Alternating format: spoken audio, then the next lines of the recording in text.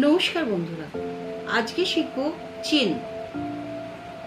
আমি এর আগেও বলেছি, চেন হলো যে কোনো সেলাইয়ের বেস। আপনি এই চেনের উপর ভিত্তি করেই সোয়েটার, মাফলার প্রতিটি বানাবেন। এই যে চেনের যে খাঁজগুলো আছে, এগুলোতে সেলাই করে করেই এটা বাড়বে। তো আমরা চেন বানাবার জন্য সবার আগে আমাদেরকে শিখতে হবে স্লিপ নট।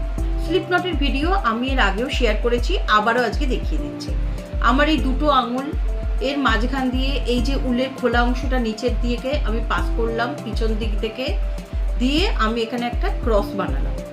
এই ক্রসটা তৈরি হয়ে গিয়ে আমি ক্রসটাকে চেপে ধরলাম এবং আমার একটা রিং তৈরি হলো। এই রিংয়ের ভেতর দিয়ে আমি উলটাকে পাস করে দিলাম। ব্যাস, হয়ে গেল স্লিপ নট। প্রথম দিকে চেষ্টা করবেন স্লিপ নট বা চেন একটু লুজ রাখার, তাহলে আপনাদের কাজে সুবিধা হবে।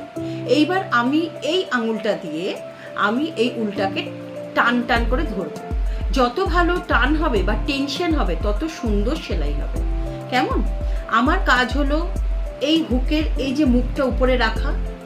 এইবার আমি এই হুকটাকে এই উলের তলা দিয়ে পাস করাবো এবং এই খাঁজটাই এই উলটাকে সিকিউর করবো। হুকের ওপর দিয়ে উল যাওয়াটাকে বলা হয় ইয়ার্ন ওভার। এইবার আমি এই সিকিউরড উলটাকে নিয়ে আমার কাজ হলো এই হুকটাকে এই ঘরটার ভেতর দিয়ে পাস করানো। এটাকে বলা হয় পুল থ্রু এবং আমার তৈরি হয়ে গেল চেন।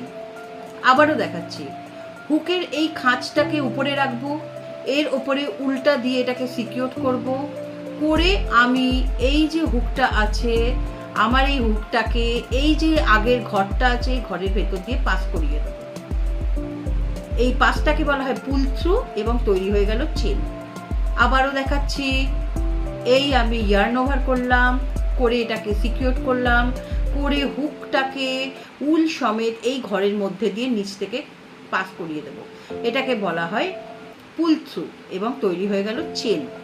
ইয়ার্ন ওভার, পুল থ্রু, ইয়ার্ন ওভার, পুল থ্রু, ইয়ার্ন ওভার, পুল থ্রু, ইয়ার্ন ওভার, পুল থ্রু।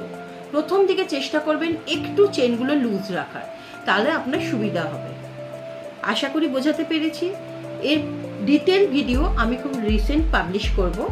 যদি কারোর কোনো কিছু প্রশ্ন থাকে আমাকে কমেন্টে জানাবেন। নমস্কার।